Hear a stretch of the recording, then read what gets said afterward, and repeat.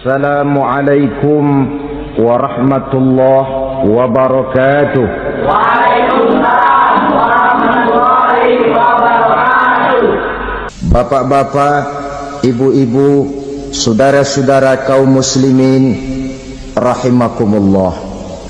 Murai di dahan dan koko ayam di kandang. Dunia ini penuh dengan berbagai macam kesibukan. Sejak dari petani yang turun ke ladang, pedagang yang berangkat ke pasar, pelajar yang menuju sekolah, sampai kepada pegawai yang berangkat ke kantor, seluruhnya tidak lain untuk mencari sesuatu yang bernama bahagia. Setiap orang menginginkan kebahagiaan, dan tidak seorang pun menginginkan kesengsaraan dalam kehidupan ini. Namun nyatanya tidak setiap orang yang ingin bahagia mengetahui jalan yang harus ditempuhnya untuk sampai kepada kebahagiaan itu. Maka pada kesempatan pertemuan kali ini, saya ingin menyampaikan sebuah hadis dari junjungan kita baginda Nabi besar Muhammad sallallahu alaihi wasallam yang termuat dalam kitab Mukhtarul Ahadits An-Nabawiyah, di mana beliau bersabda, arba'un min sa'adatil mar'i. Ada 4 perkara yang merupakan tanda dari orang bahagia. Saya mau tanya, di antara saudara-saudara yang hadir di sini, apa ada yang kepengen jadi orang sengsara? Ya. Seluruhnya tentu ingin mendapatkan kebahagiaan. Maka menurut resep dari Nabi kita, tanda orang bahagia itu 4. Jadi kalau saudara ingin bahagia, harus mempunyai 4 perkara ini. Yang pertama, orang bahagia itu kata Nabi, darun wasi'un. Punya rumah biar bagus asal gede. Enak ngaturnya. Daripada sudah punya rumah kecil, adanya di pinggir kali, gubuk, kalau hujan bocor, miring lagi, kiamat. Loh, kalau gitu Islam materialis dong. Hadis ini boleh diartikan dengan makna hakiki, arti yang sebenarnya. Boleh diartikan dengan makna majazi, arti kiasan. Kalau dia diartikan dengan arti kias, maka yang dimaksud darun wasi'un ay qalbun wasi'un. Rumah yang luas tidak lain daripada hati yang lapang. Karena di situ kunci kebahagiaan yang sebenarnya. Walaupun kita cuma tinggal di petak berukuran 2 kali 3 meter, kalau hati kita luas rasanya rumah itu. Tapi biar rumah kita halamannya saja puluhan ribu hektar, ada kolam renangnya, kamar tidurnya tidak lagi terhitung. Kalau hati yang menempati rumah itu sempit, maka akan terasa sempit jugalah rumah itu. Tempat bergantungnya tidak lain adalah hati. Marilah kita mencoba melihat berbagai pandangan orang tentang bahagia ini. Ada orang menyangka bahwa bahagia itu kalau dia mendapatkan harta yang sebanyak-banyaknya. Siapa yang banyak harta, dialah raja. Apa yang dia mau, seluruhnya bisa dibeli. Keamanannya, dia bisa menyewa petugas. Seluruh fasilitas untuk menyenangkan kehidupannya bisa dibeli. Pendeknya, hartalah segala-galanya dalam kehidupan. Sampai ada pepatah mengatakan, innad darahima fil amakini kulliha taksur rijala mahabatan wa jalala. Sesungguhnya harta, dinar, dirham, uang di mana-mana selalu bikin hebat orang yang memilikinya. Coba lihat, orang yang punya duit sama yang enggak punya duit, jangan gaya hidupnya, gaya jalannya aja lain. Wahia lisanun liman arada fasahatan, wahia silahun liman arada qitala. Uang adalah senjata yang paling ampuh bagi orang yang mau pergi perang, dan lidah yang paling fasih bagi orang yang mau bicara. Kalau bicara dengan lidah macet, cobalah bicara dengan harta, lancar. Sampai ada pepatah demikian, segalanya bisa diatur dengan harta. Maka di kalangan orang yang berpandangan semacam itu, seluruh kegiatan hidupnya hanya terfokus kepada bagaimana mengumpulkan harta yang sebanyak-banyaknya. Tidak peduli halal haram, tidak kenal sore pagi siang dan malam, tidak sempat sujud, jauh dari agama, jauh dari kehidupan yang bersifat ruhaniyah, jauh dari Allah dan sebagainya. Sampai dalam Al-Quran dikelompokkan dalam kelompok yang dinamakan lumazah. Allazi jama'a malahu wa'addadah yahsabu anna malahu akhladah. Mereka mengumpul-ngumpulkan harta sebanyak-banyaknya dan menyangka bahwa harta yang banyak itu dapat mengekalkan hidupnya, mengekalkan kekayaannya, mengekalkan kebahagiaannya. Saudara hadirin yang berbahagia, kalau pandangan hidup ini benar, artinya kalau harta memang merupakan satu-satunya hal yang dapat membuat orang bahagia, tentu di rumah mewah tidak akan pernah ada tangis derita. Tentu di satu tempat di mana fasilitas hidup serba menunjang tidak ada yang namanya penderitaan. Tapi suka dan duka, sedih dan gembira, senyum dan tawa adalah milik setiap orang, baik dia punya harta maupun dia tidak punya harta. Nyatalah bahwa harta semata-mata bukan merupakan jaminan bahwa orang akan bahagia, walaupun tanpa harta orang sulit untuk bahagia. Saya mau cerita, ada orang super kaya, namanya Aristotle Onesimus, raja tanker Yunani. Dia punya kapal tanker saja konon sampai 11 banyaknya. Punya perusahaan penerbangan yang disebut Olympic Airlines. Punya hotel di berbagai kota besar di dunia ini, sejak dari New York, London, Paris, Rome dan sebagainya.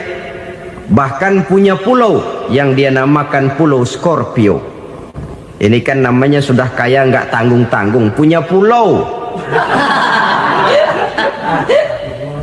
Nah, dia punya 2 orang anak, yang satu laki-laki namanya Alexander, yang satu perempuan namanya Maria Onesimus.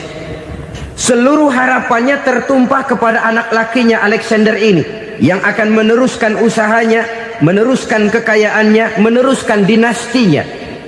Apa yang terjadi? Ternyata anak yang dia harapkan yang bernama Alexander ini mati muda dalam kecelakaan pada waktu dia olahraga.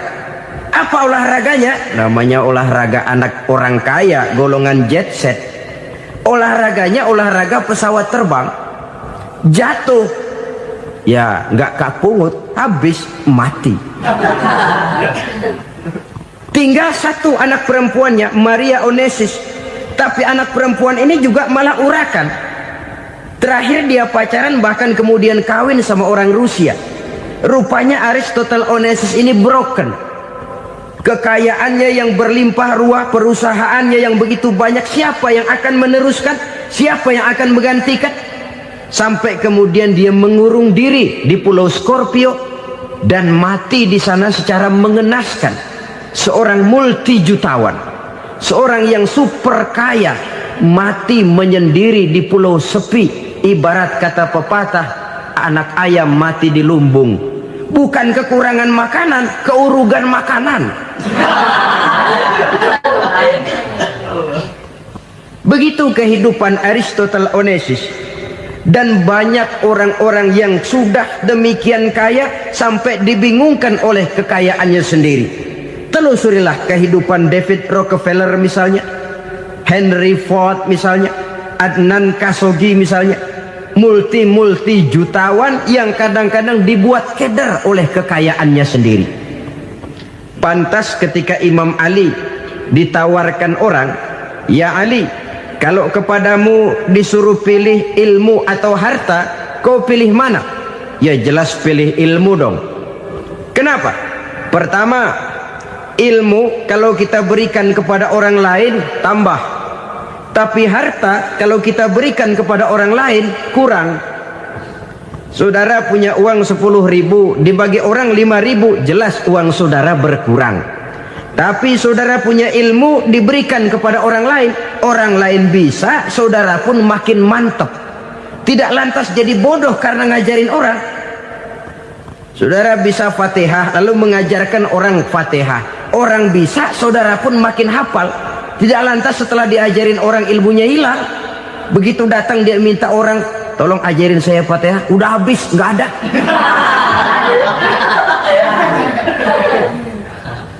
Yang kedua kata Imam Ali, ilmu menjaga kita. Kalau harta, kita yang harus jaga. Makin banyak ilmu, makin terpelihara diri seharusnya. Tetapi makin banyak harta, makin bingung kita jaganya. Sampai kadang-kadang kalau perlu seluruh keliling rumah dipasangi alarm. Belum cukup disewakan anjing besar-besar, pasang di depan pintu, awas anjing galak. Masih belum cukup juga, cari centeng tukang-tukang kepruk jaga rumah. Masih terasa belum aman, padahal rumahnya dikelilingi tembok besar. Di balik tembok ada pintu-pintunya tebal. Di balik pintu itu terbuka masuk kamar, kamar pun ada pintunya, pintunya pun kuat. Masuk ke dalam kamar ada lemari, lemarinya pun pintunya kuat, dikunci, kuncinya pun kuat. Tapi terhadap seluruhnya yang timbul cuma sekedar was-was saja. Kesimpulannya sekali lagi, tanpa harta orang memang sulit untuk bahagia. Tapi harta semata-mata tidak merupakan jaminan orang akan bahagia. Dengan hati yang luas, itu modal utama untuk mencapai kebahagiaan hidup. Orang yang hatinya luas, saudara-saudara, punya hati yang lapang, melihat kenyataan hidup ini, dia bersyukur senantiasa kepada Allah. Lantas tidak timbul hasud dan iri hatinya. Oleh karena itu jiwanya selalu lapang. Kalau tidak, cupik hati namanya, dangkal pandangan, tidak senang melihat orang lain dapat nikmat, dan itu sering dijadikan contoh. Kalau orang yang lapang dada, dia lihat tetangganya beli TV baru, dia berkata, alhamdulillah ya, tetangga kita beli TV, mudah-mudahan kita bisa ikut nonton. Lapang dadanya. Tapi orang yang sempit hati, lihat tetangga beli televisi, meriang. Enggak diapa-apain, meriang. Besoknya dengar tetangga beli motor, makin sakit, ke rumah sakit. Lalu di rumah sakit dengar tetangganya beli mobil, mati. Disiksa oleh perasaannya sendiri. Orang kalau hati sudah sempit dalam hidup, kemanapun dia pergi, sempit rasanya medan kehidupannya. Kemudian kita melihat juga ada orang yang menilai bahwa bahagia itu katanya kalau punya kedudukan yang tinggi, pangkat yang agung, wibawa yang besar. Mungkin betul, tapi mungkin juga tidak. Bergantung kepada hati orang yang punya pangkat itu. Sama dengan harta tadi.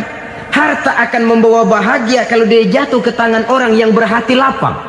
Tapi harta akan jadi bencana kalau jatuh ke tangan hati orang yang sempit.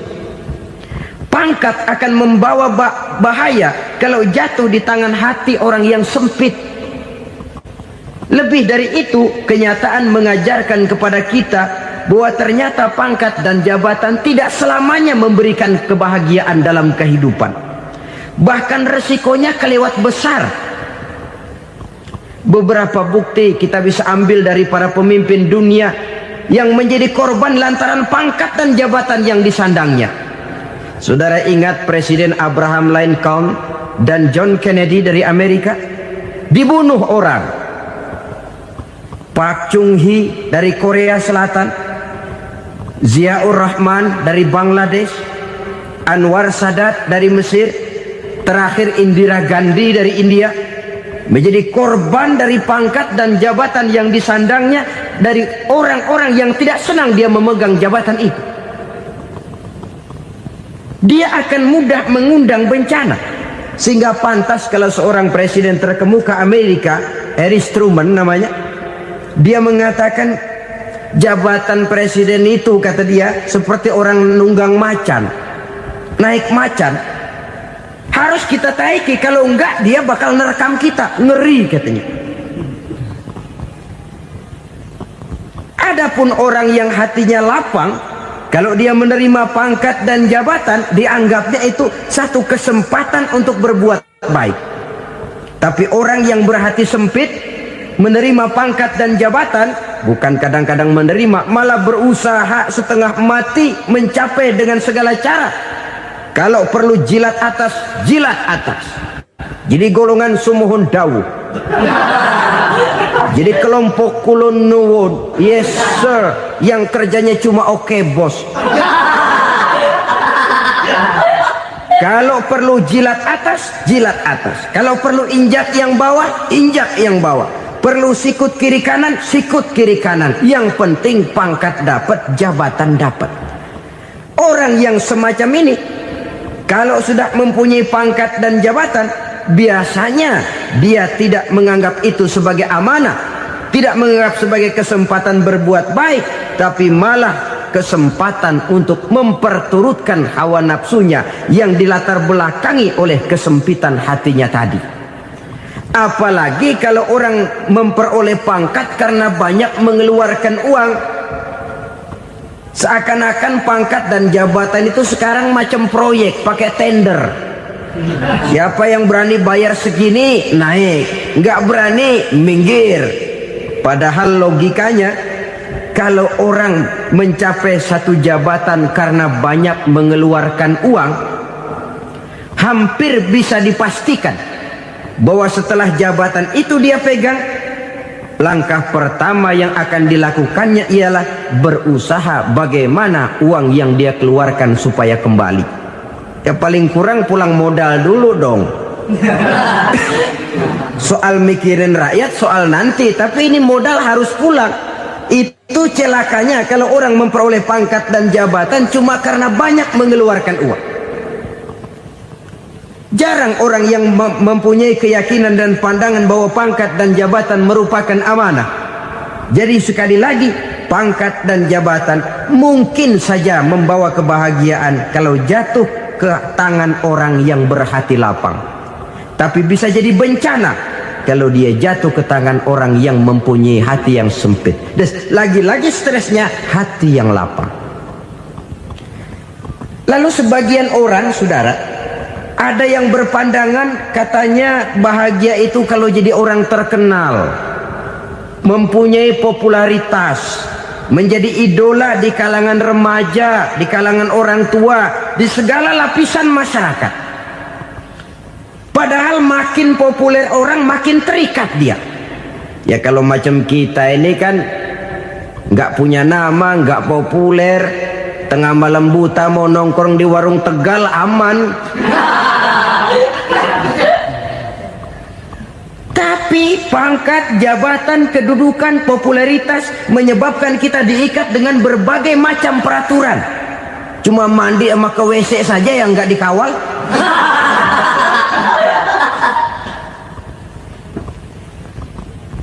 Benarkah popularitas, ketenaran membawa kebahagiaan? Mungkin ya, tapi mungkin juga tidak. Kenapa? Banyak orang-orang populer yang mengakhiri hidupnya secara tragis. Kita ambil beberapa nama. Di Amerika tahun 60-an ada bintang seksi paling terkenal yang dijuluki seks bom. Bom seks. Sampai sekarang jadi legenda, namanya Marilyn Monroe. Singkatan doublenya itu inisialnya MM, Marilyn Monroe. Terkenal top sampai dia mati tahun 62, namanya sekarang masih saja dibicarakan orang. Kenapa dia bunuh diri? Tidak punya hartakah dia? Banyak. Kurang populerkah dia? Seluruh dunia mengenalnya. Sejak rakyat kecil sampai pejabat tinggi dia punya hubungan. Kenapa? Jenuh. Dia terlahir dalam keadaan yatim. Setelah itu tidak lama dia berangkat remaja, ibunya meninggal. pindah dari wanita asuh ke wanita asuh sampai 12 orang ibu angkatnya. Dan kekecewaan yang paling parah, setiap laki-laki yang dekat dengannya hanya seperti kapal berlabuh, datang dan pergi silih berganti. Padahal dia merindukan seseorang yang bisa melindungi hidupnya. Dia rindukan itu dan dia tidak pernah menemukan. Itu yang akhirnya menyebabkan dia minum pil tidur kelewat dosis, minum obat tidur kebanyakan, ya tidur terus sampai sekarang.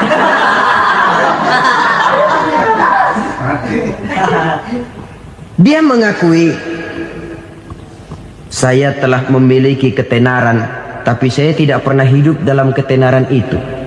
Saya pandai main sandiwara, tapi saya ingin hidup dalam alam yang real sebagaimana umumnya orang. Itu yang dia rindukan. Menyusul jejak yang namanya Marilyn Monroe ini, Billie Holiday, saudara kenal tentu, di rumah sakit dirawat. Dia juga minum obat overdosis, mati lagi. Jimi Hendrix minum obat tidur overdosis kelewat batas, mati lagi. Lalu yang menghanyutkan diri di danau, Janis Joplin dan Brian Jones. Ini orang-orang populer, orang-orang terkemuka yang mengakhiri hidup secara tragis, bukan karena tidak terkenal, mungkin karena sudah saking terkenalnya. Contoh paling belakangan, Bruce Lee. Wah, ini tukang-tukang keprok tentu kenal siapa dia. Sampai sekarang pun tabir kematiannya masih merupakan misteri. Dan yang masih hidup juga menunjukkan gejala yang aneh. Michael Jackson, rumahnya di Beverly Hills itu dijaga sedemikian rupa, dan dia selalu curiga kepada setiap makanan harus steril, bersih dari segala macam kimia. Kemana dia pergi, itu tukang-tukang keprok sudah selalu menjaga dan mengawal, dan dia seakan takut menunjukkan mukanya yang asli. Hingga kalau tampil ke tengah di luar show, dia kadang memakai pakaian yang tidak menunjukkan dia yang sebenarnya, takut dikenali orang. Ternyata popularitas sering jadi momok yang meracuni kehidupan manusia. Oleh karena itu, benarlah junjungan kita pada saat beliau mengajarkan orang akan bahagia kalau dia mempunyai hati yang lapang. Nah, sekarang masalahnya untuk mendapatkan hati yang lapang, caranya bagaimana? Kita kembali kepada konsep Quran. Allah mengajarkan, ala inna bi dzikrillahi tatmainnul qulub. Ketahuilah bahwa dengan banyak mengingat Allah, hati akan tenang, jiwa akan lapang. Dengan kata lain, dekat dengan agama, merasakan kehadiran Allah dekat dalam hidup, itu muara pertama untuk mencapai hati yang lapang. Ala inna bi dzikrillahi tatmainnul qulub. Jangan macam orang sekarang ingin mendapatkan ketenangan lalu tapak di puncak gunung, di gua-gua, di tempat sepi. Iyalah kalau nggak ada ular. Kalau tergigit ular berbisa, ketenangan belum, mati jelas itu. Islam positif untuk mendapatkan ketenangan. Ala inna bi dzikrillahi tatmainnul qulubi. Bahwa ketahuilah bahwa dengan banyak mengingat Allah, hati akan tenang, jiwa akan lapang, nuansa pikiran akan luas. Karena yang namanya bahagia ada dimanapun manusia berada. Di kampung ada bahagia, di kota ada bahagia, di ngarai, di lembah, di gunung, di hutan, di lautan, di angkasa luar, dimanapun bahagia itu ada kalau kita bermodalkan hati yang lapang ini. Dan hati akan lapang kalau kita dekat dengan agama. Dekat dengan harta buat sementara hati mungkin tenang, tapi ketenangan yang relatif dan temporer. Apalagi orang tiap kali tambah harta, tiap kali tambah rencana, itu wajar. Mungkin sebelumnya saudara berpikir, kalau punya duit 5.000 enak nih. Begitu punya duit 5.000, aduh sayang kalau 10.000 aja. Tiap kali tambah harta, tiap kali lain rencana. Makin banyak rencana, makin menjauhkan kita dari yang namanya ketenangan. Padahal ketenangan merupakan unsur utama untuk mencapai bahagia. Dan ketenangan itu bermuara dalam hati manusia. Tengoklah kehidupan ini. Orang yang banyak harta dengan orang miskin, berbedakah rasa sakit yang mereka tanggungkan? Rasanya tidak. Walaupun si kaya tidur di kasur empuk berselimutkan sutra mahal, sementara si miskin meringkuk di balai bambu yang keras dan kasar. Apabila maut datang, dia juga tidak pernah pilih bulu. Maut datang menjemput si kaya di singgasana keemasannya, dikelilingi oleh para pengasuh, dayang dan idang serta para pengawal. Dan maupun datang menjemput si miskin papa sehingga ia tergelepar di tepian jalan. Kedua-duanya bernama mati. Kalau nyata bahwa sakit yang ditanggung si kaya tidak beda dengan sakit yang ditanggung si miskin, bukan harta semata yang membuat orang bahagia. Hati yang tenang, jiwa yang lapang penuh kedamaian karena banyak berzikir dan mengingat Allah, itu merupakan modal utama untuk mencapai sesuatu yang bernama bahagia.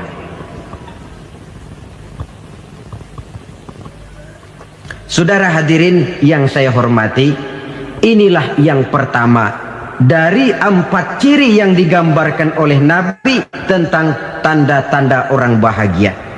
Dan harus berangkat dari yang pertama ini, hati yang lapang. Ini yang harus kita miliki lebih dahulu. Baru nanti akan menyusul kepada poin yang ketiga, kedua, dan selanjutnya.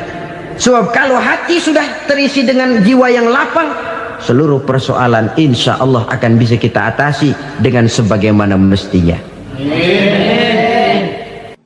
Yang kedua sekarang, tanda orang bahagia menurut baginda Nabi, markabun syariah.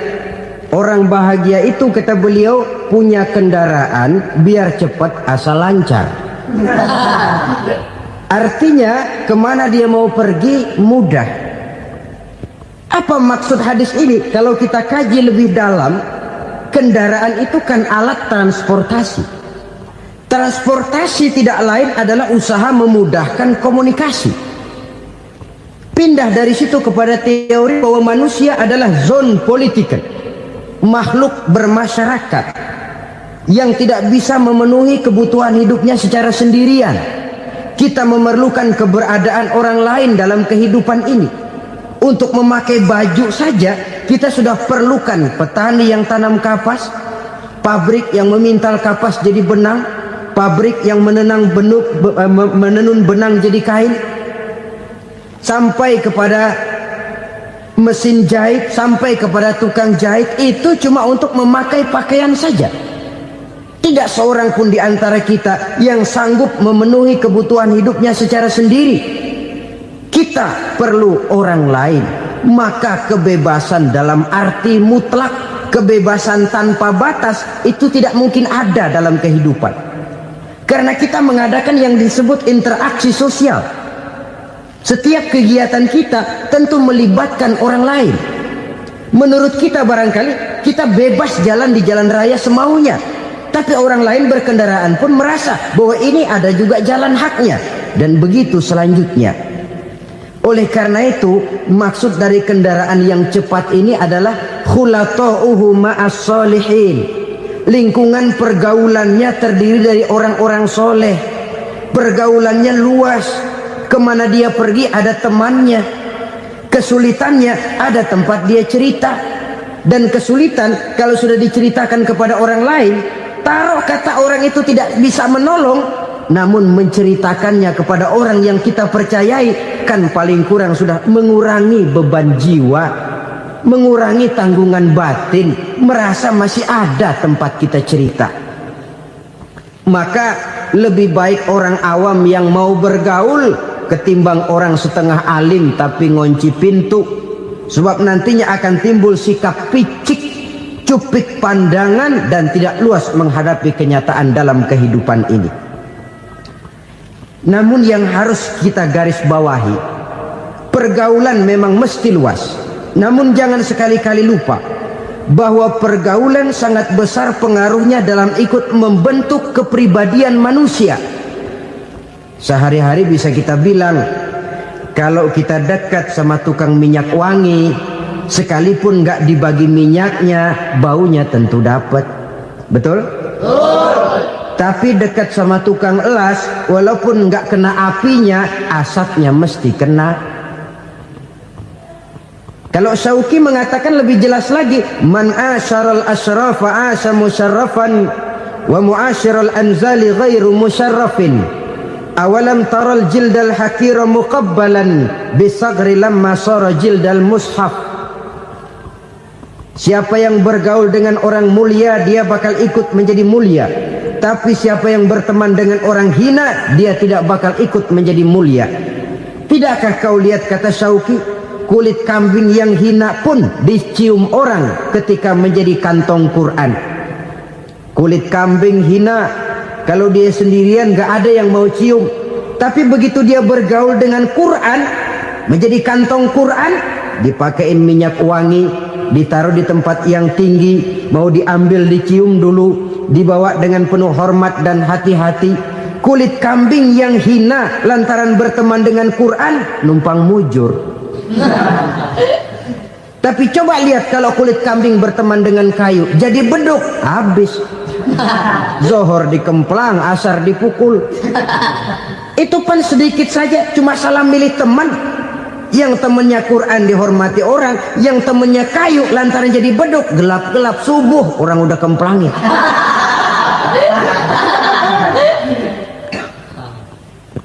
Maka terutama kepada adik-adik remaja yang masih mencari identitas diri, yang ibarat kaset masih kaset kosong, mudah diisi oleh apapun, pandai-pandailah memilih teman dalam bergaul. Karena banyak orang yang tadinya baik-baik, ketika terseret dalam pergaulan dengan orang yang tidak baik, kebaikannya menjadi lentur dan luntur. Tapi berapa banyak bajingan-bajingan tengik, orang-orang yang berlumur noda dan dosa, tiap hari melakukan maksiat, namun bergaul dengan orang yang baik-baik, pada akhirnya sedikit demi sedikit beringsut dan berangsur dia terbiasa mengikuti kebaikan-kebaikan. Saya tekankan ini kepada remaja karena mereka masih mencari identitas diri. Apa yang mereka lihat mereka mau, apa yang mereka dengar mereka ingin tahu. Coba lihat kehidupan remaja. Pulang nonton film Rambo, pengen jadi Rambo, gagah, maunya belekai melulu. Pulang nonton film Superman, pengen bisa terbang. Pulang nonton India, nyanyi melulu. Wajar, mereka masih mencari identitas diri. Saya ini sebenarnya siapa? Lingkungan, pergaulan akan membentuk itu. Karena itu pandai-pandailah bergaul, karena ia sangat besar pengaruhnya dalam ikut membentuk kepribadian manusia. Apalagi sifat yang jelek lebih cepat menularnya ketimbang sifat yang baik. Sifat yang baik, watak yang soleh itu lambat sekali untuk menular. Tapi yang tidak baik, kan prosesnya mah kalau remaja biasanya mula-mula dengar. Karena dengar lalu pengen tahu. Karena pengen tahu lalu ngeliatin. Begitu ngeliatin kan pengen nyobain. Setelah nyobain ketagihan. Nah, ini prosesnya. Yang namanya ganja, morfin, narkotik, awalnya kan begitu. Mula-mula dengar, katanya kalau sudah fly to the sky, sudah melayang ke langit, katanya disitulah puncak kebahagiaan. Mulanya cuma dengar. Karena dengar pengen tahu. Karena pengen tahu lalu ngeliat, kumpul sama orang yang suka ngeganja. Setelah ngeliat, nah pengen ngerasain. Begitu ngerasain enak juga, ketagihan. Kalau sudah ketagihan jadi penyakit kronis, bisa merembet kepada yang lain. Iya, kalau orang tuanya mampu untuk beli morfin, beli ganja. Kalau tidak kan pikirannya ngayap, jemuran siapa ya gue sahabat. pula perbuatan-perbuatan negatif yang bermula dari salah pergaulan. Apalagi buat adik-adik remaja yang tinggal di kota-kota besar, yang pengaruh budaya, pengaruh kesenian, pengaruh struktur kehidupan yang nampak makin individualistis, di mana persaingan tajam, tensi ekonomi tinggi, orang mudah mengalami stres. Pandai-pandailah dalam bergaul, sekali lagi, karena ia sangat besar pengaruhnya dalam ikut membentuk kepribadian manusia. Orang bahagia punya kendaraan yang cepat, artinya punya pergaulan yang luas, dan lingkungan pergaulannya terdiri dari orang-orang yang soleh. Kemana dia pergi, ada teman. Kesulitannya, ada tempat dia cerita. Tapi kalau sudah menyendiri, hidup sendiri, kesulitan dipikiri sendiri, bisa mati belum waktunya. Tidak ada tempat berbagi rasa, tidak ada tempat bercerita, tidak ada tempat mengurangi beban dalam kehidupan. Pantas betul kalau Islam sangat menggalakkan dan menganjurkan orang kalau sudah sampai waktunya itu untuk melangsungkan nikah. Kata Nabi, ya ma'syaras syabab man istata'a minkumul ba'at falyatazawwaj. Hai para pemuda, kalau sudah mampu memberi nafkah, kawinlah, nikahlah kamu. Kenapa? Sudah ada teman hidup, tempat berbagi rasa. Kesulitan kalau ada tempat cerita akan lebih ringan ketimbang kita telan sendiri, walaupun bobot kesulitannya sama beratnya. Saudara-saudara kaum muslimin rahimakumullah, inilah ciri yang kedua, punya kendaraan biar cepat asal lancar. Kemana kita mau pergi gampang. Dengan kata lain, setelah hati yang luas, pergaulan yang luas. Dua. Yang ketiga sekarang, tanda orang bahagia itu menurut Nabi, misbahun mudhi'un, punya lampu yang terang. Oh, itu enggak problem. Sekarang sudah zamannya listrik masuk desa, Pak. Lampu sudah terang semua. Betul, kalau itu yang dimaksud. Tapi tidak cuma itu. Karena lampu yang dimaksud di sini, lampu yang akan menerangi seluruh perjalanan hidup. Dan perjalanan hidup itu sudah dimulai sejak kita terlahir ke alam ini, sampai masuk ke alam barzah, kumpul di padang mahsyar, sampai ke akhirat. Lampu yang menerangi itu yang diperlukan. Kalau lampu, katakanlah yang paling top sekarang kan lampu jenis Mercury. Taruhlah itu di rumah kita, dia cuma menerangi rumah kita, menerangi hati pun tidak sanggup. Bila kita masuk ke alam barzah, alam kubur, sanggupkah si Mercury yang begitu terang menerangi alam barzah kita? Tidak sanggup lagi. Sanggupkah lampu yang ratusan watt, bahkan puluhan ribu watt menerangi kehidupan di padang mahsyar? Tidak akan sanggup lagi. Kalau demikian, yang dimaksud lampu yang terang di sini apa? Tidak lain amal soleh, kebajikan yang kita lakukan dalam hidup. Itu yang akan jadi lampu penerang. Di dunia nama kita akan terang, jasad kita boleh hancur terkubur tanah, tapi nama kita akan dikenang orang. Begitulah kalau orang meninggalkan kebajikan dalam hidup seperti sekarang. Ribuan orang tiap saat berziarah ke kubur Imam Syafi'i, ke kubur Imam Malik, ke kubur Imam Ghazali, ke kubur orang yang baik-baik, orang yang soleh-soleh. Kebajikannya yang ditinggalkan, yang mengukir namanya dengan tinta emas, sehingga saudara sudah terbaring di alam kubur. Orang lewat, Allah, ini kuburannya Fulan bin Fulan, dulu ini kebaikannya Masya Allah, saya ikut merasakan. Mari kita mampir sebentar, kita Fatihah, mohon disampaikan Allah pahalanya kepada almarhum. Al-Fatihah. Itu kalau orang baik-baik. Lalu saudara tanya, Pak, orang mati dikirimin Fatihah apa nyampe pahalanya? Saya jawab, kalau saudara nggak percaya, mati dulu dah. Nanti saya Fatihain, tungguin di sana. Umpama nggak sampai, balik lagi kemari. Sekarang ini kan maunya otak-otakan saja. Kalau nggak masuk otak, nggak percaya. Padahal alam gaib itu nggak bisa diotak-otakin. Sama saja dengan saudara pernah dengar cerita kapal tanpa emas tenggelam kan? Pernah nggak? Di mana? Ya, di Laut Masalembo. Begitu ketampung Mas tenggelam, ratusan penumpang itu terjun ke laut, dipermainkan gelombang, berjuang menghadapi maut itu.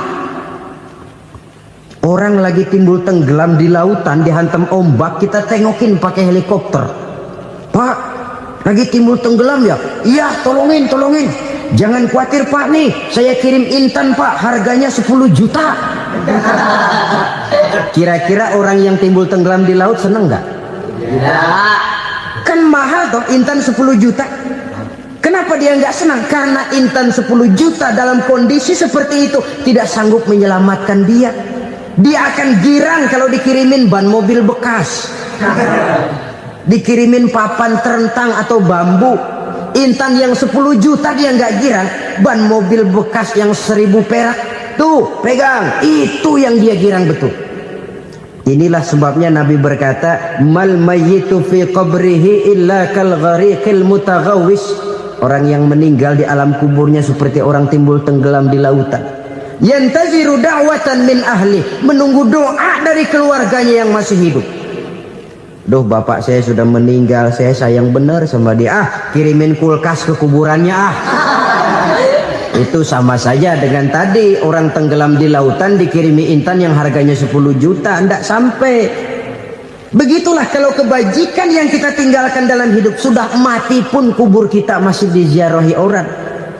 Tapi kalau jahat yang kita tinggalkan, boro-boro lah orang mau doa lewat dekat kuburan kita juga serem.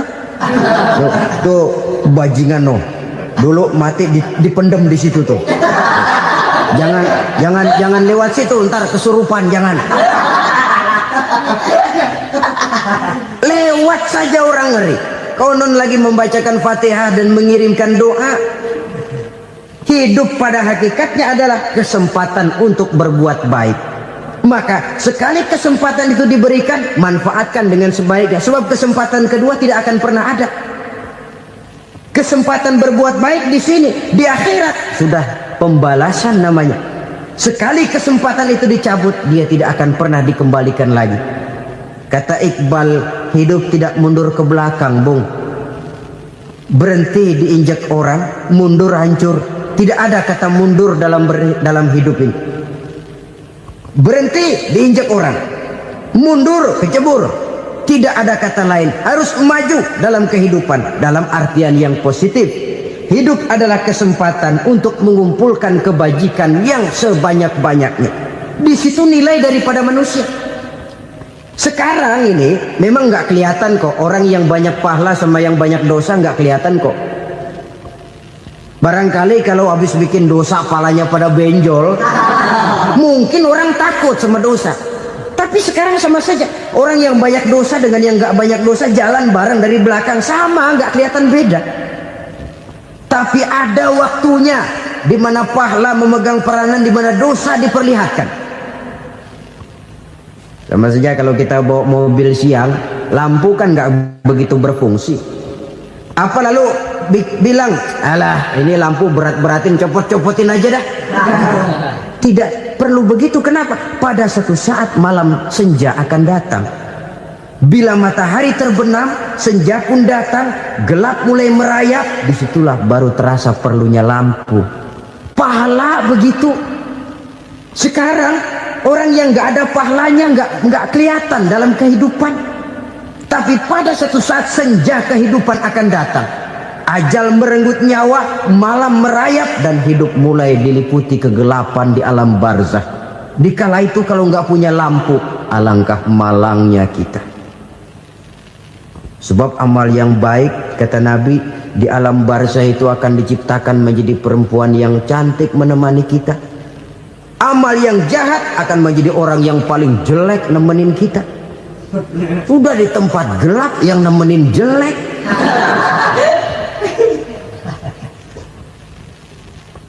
Kaum muslimin rahimakumullah. Kalau demikian masalahnya, tergantunglah kita pandai memanfaatkan waktu. Al-waktu kasayf, waktu itu cepat sekali. Yang namanya waktu itu tahu-tahu. Tahu-tahu udah tahun 87. Tahu-tahu udah begitu. Tahu-tahu Yang kemarin anak-anak, sekarang udah pada punya anak. Tahu-tahu saja itu. Begitu cepat waktu berlalu. Kalau tidaklah pandai kita memanfaatkannya, akan rugi kita. Nabi bersabda, "Man kana yaumuhu khairun min amsihi fahuwa rabih."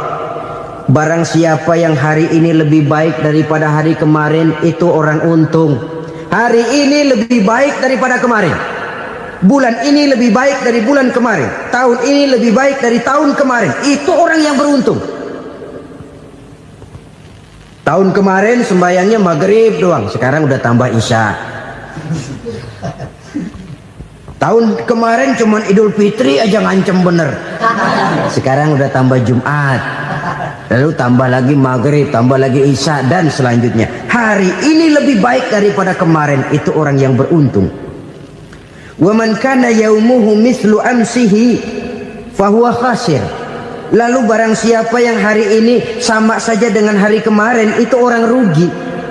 Hari ini sama dengan kemarin, rugi itu.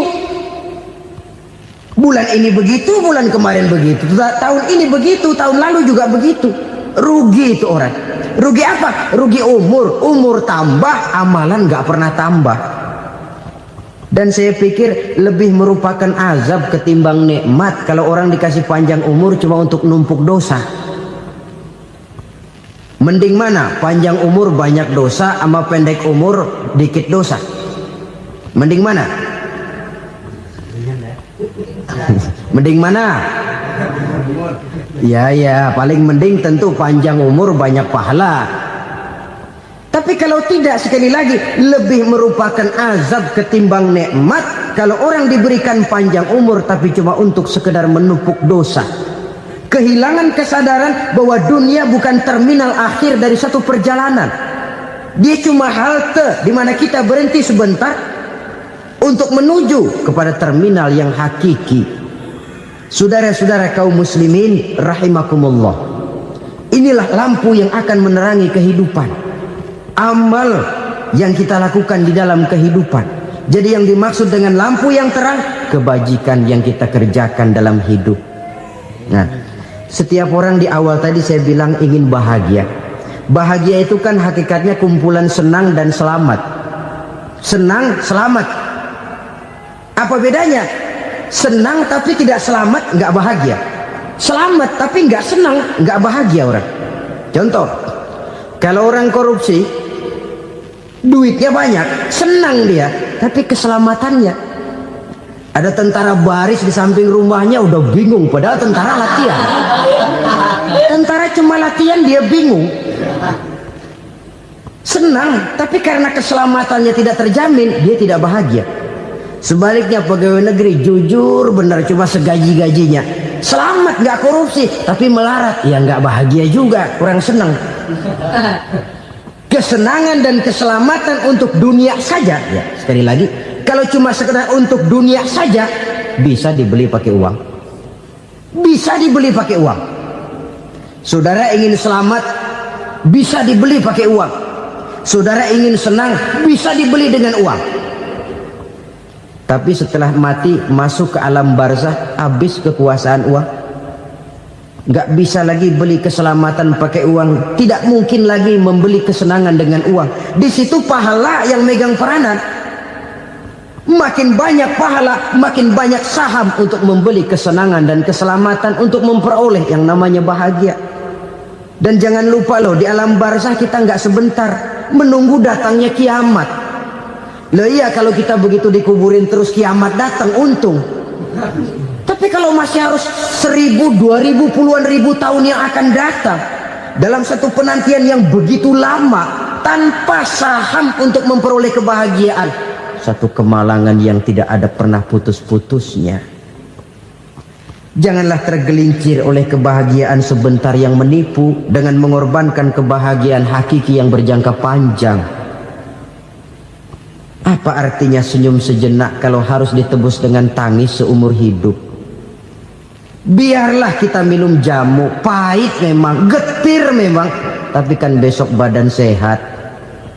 Daripada sekarang minum sirup, manis memang, enak memang, tapi bibir pada jontor besoknya. Sirawan, batuk, nggak karu-karuan. Banyak orang tertipu oleh kesenangan yang sebentar. Padahal laisa kullu ma yalma'u zahaban. Belum tentu semua yang berkilat itu emas. Belum tentu semua yang gemerlap itu intan.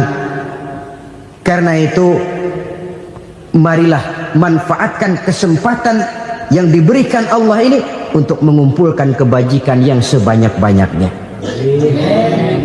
Yang terakhir sekarang, yang keempat, tanda orang bahagia kata Nabi. Zaujatun salihah. Orang bahagia itu tanda yang keempat kata Nabi, punya istri biar cakep asal taat. Sudah surga itu kita. Cakep taat. Istri kayak gitu, kalau belum mati jangan dikuburin dulu. Sudah cakep taat lagi. Tapi kadang-kadang enggak, udah jelek ngadat melulu. Apa yang mau dipilih?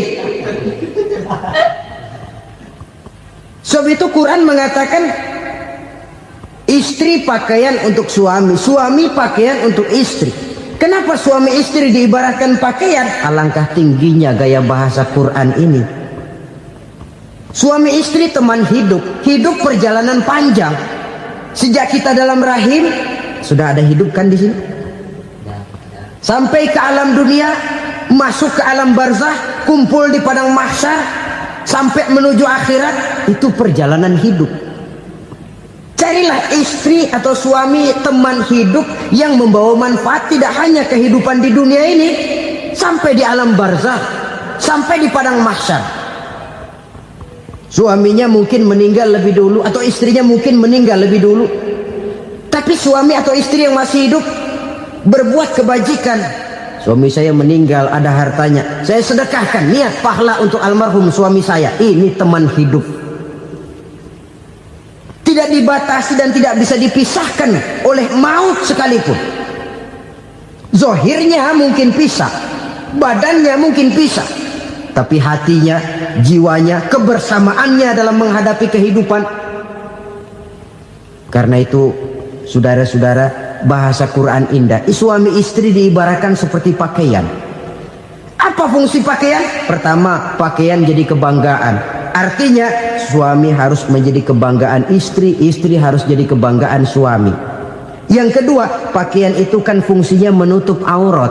Artinya sesama suami istri harus saling menjaga kekurangan masing-masing. Jangan malah sesama suami istri saling membongkar rahasia dan aibnya sendiri-sendiri.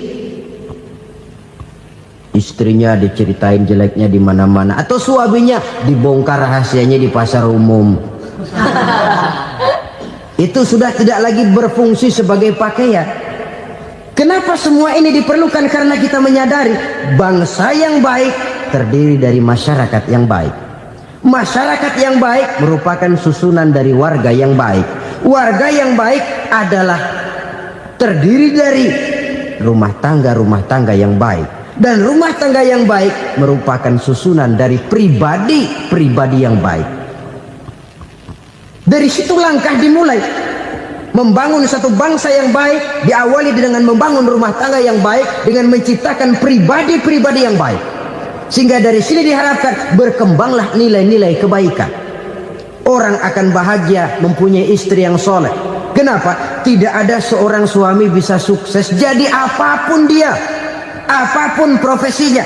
Dokterkah, kiaikah, mubalikah, petanikah, pengusahakah, pejabat tinggikah, tidak ada seorang suami yang bisa sukses tanpa peran serta istrinya. Walaupun memang peranan itu tidak begitu kelihatan, tapi sangat menentukan. Karena itu, saudara hadirin yang saya hormati, Islam sangat menghargai kaum wanita, memberikan kedudukan yang tinggi sepanjang tidak mematikan kodrat kewanitaannya. Nah, kalau sudah kesuksesan ini diawali dari rumah tangga, karier di masyarakat mudah untuk dikejar. Tapi keberantakan di rumah tangga merupakan kegagalan pertama di tempat lain. Nah, inilah saja yang dapat Al-Fakir sampaikan pada pertemuan kali ini.